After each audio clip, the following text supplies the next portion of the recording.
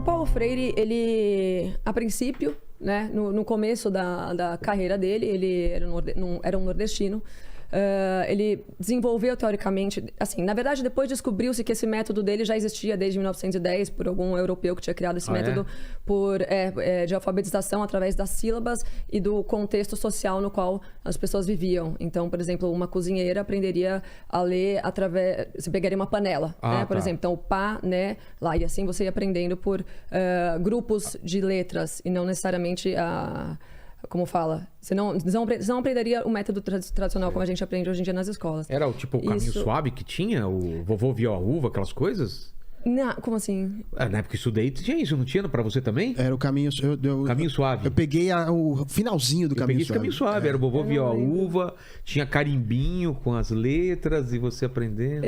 Pode ser, mas então era por agrupamentos, né? E era a alfabetização de adultos, né? Então ele fez esse experimento no sertão, né? Ele foi lá no Nordeste, então fez um experimento onde disse-se, né, que ele conseguiu alfabetizar um grupo de pessoas, se não me engano, de 40 pessoas em tempo recorde, em um pouco mais de 2 dias. Né? E assim ele ficou famoso, ele escreveu algumas teses, escreveu livros, né? A pedagogia do oprimido e tal. Só que o ponto principal dele não é nem... ele não ficou tão famoso assim pelo método, porque como eu já falei, ele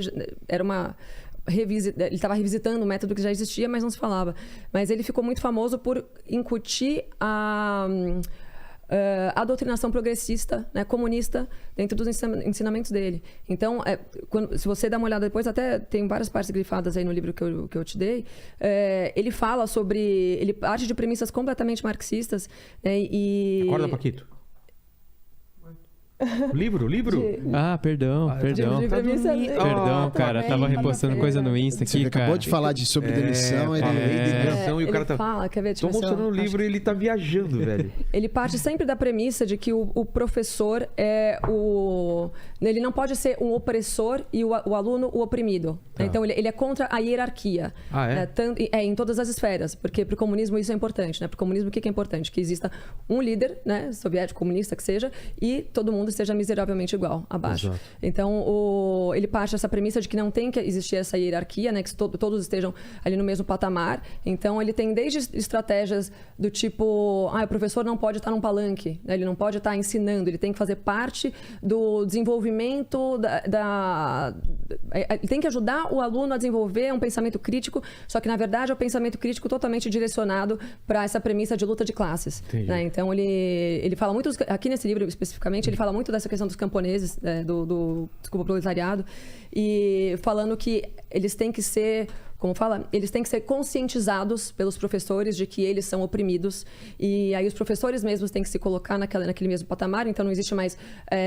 o professor não fica mais num palanque, ele acaba formam aquelas rodas, mesmo nível, rodas de debates. Então ele vai criando esse tipo de estratégias para que se desconstrua, né, essa hierarquia dentro de sala de aula. E isso depois o aluno leva para casa, né? Começa em sala de aula. Ele também cria a premissa, de forma muito sutil, que os pais do aluno são inimigos dele. Então, o aluno ele passa a não ver mais o professor como né, uma pessoa que seja hierarquicamente superior a ele. É um amigo. É um igual. Né? Hoje em dia, a gente pode relacionar com esses professores da USP, né, que formam aquelas rodas do violão, depois vão puxar um baseado com os alunos, né? Professor legalzão. Então, E o pai como inimigo... E o pai como inimigo principal. E aí, acaba se criando essa, né, caterva, não só de estudantes, mas junto com os professores também, de forma que todos eles se voltem contra os pais, né, e logo contra o sistema patriarcal opressor.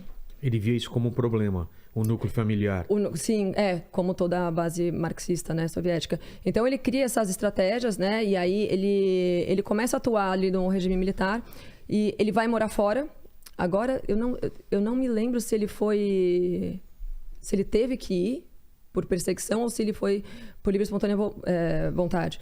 Mas ele passou um tempo, né, sendo treinado assim, por pessoas, né, por grupos socialistas. E aí ele volta mais forte ainda com essas estratégias muito melhor formuladas, e ele começa a escrever livros e tal. E enquanto no regime militar as pessoas estavam mais preocupadas com a invasão comunista chinesa, né, o progressismo, a esquerda já estava preocupada em criar essas artimanhas, várias delas advindas do gramscismo, né, que é o que a gente fala, marxismo cultural, se é que dá para falar assim. Escola de Frankfurt. Exato, Escola de Frankfurt, marxismo. Eles já estavam preocupados em ocupar todos os espaços das mídias, das escolas, né, instituições de ensino no geral, com as premissas marxistas para que mais tarde o comunismo, o socialismo fosse facilmente aceito. Isso tudo durante o regime militar. Então, se teve um erro do regime militar... Mesmo no regime militar conseguia passar? Porque é sutil, né? Então, assim, o regime militar estava preocupado em combater o comunismo de forma bélica, né? Com forças armadas. Então, não se falava ainda na questão cultural do comunismo. Apesar dela ter sido muito viva já na Revolução Bolchevique, né? Com Lenin. Mas, então, ali depois durante o regime militar, começa essa proliferação de ideais comunistas e de agentes comunistas dentro das faculdades de jornalismo, né, de pedagogia e tal. E o Paulo Freire foi um grande responsável por liderar a parte da pedagogia comunista. E depois que sai o regime militar, aí vira a farra do boi, né, até que ele vira o patrono da educação brasileira. Aí a Dilma já coloca ele num patamar que nunca ninguém antes da nossa educação esteve, e ele ainda é responsável, sim, por a gente ter o progressismo hoje se proliferando nas escolas e em instituições de ensino no geral. Mas a qualidade do ensino que é ruim hoje, ele é responsável ou são vários fatores? Olha, são vários fatores, eu diria que predominantemente ele, até porque ele foi o pai também do Haddad, por exemplo, né? O Haddad, que foi o ministro que mais investiu dinheiro em educação no Brasil, né? Foi a mesma pessoa responsável por a gente ter decaído no ranking do PISA, então, né? Da forma mais... como nunca também o Brasil havia estado antes. Então, sim, ele sendo o pai do Haddad, que fez essa pornochanchada no nosso sistema de ensino, pode-se dizer que ele é o responsável, sim. Na minha época, não sei se você lembra da sua época, Lene, para mim, na minha época, acho que foi muito tranquilo. Eu não cheguei a ver nenhum sinal. Não sei se é porque eu estudava em escola estadual, em São Bernardo também, mas foi muito tranquilo. Na época assim. Também era tranquilo também. Na minha também não era... Não peguei nada assim de algum professor falar uns absurdos, não. Meus pais eram muito atuantes, inclusive minha mãe era professora da escola onde eu tinha aula, então era... Isso já bem despiora. O meu colégio também, assim, o meu colégio era alemão, super sério, muito conservador. Mas eu não lembro... Tem o fator também de eu ter sido uma péssima aluna, então eu meio que não prestava... Não sei se eu não caí nessas questões progressistas porque eu não prestava atenção no que estava sendo dito, ou se é porque não rolava lá.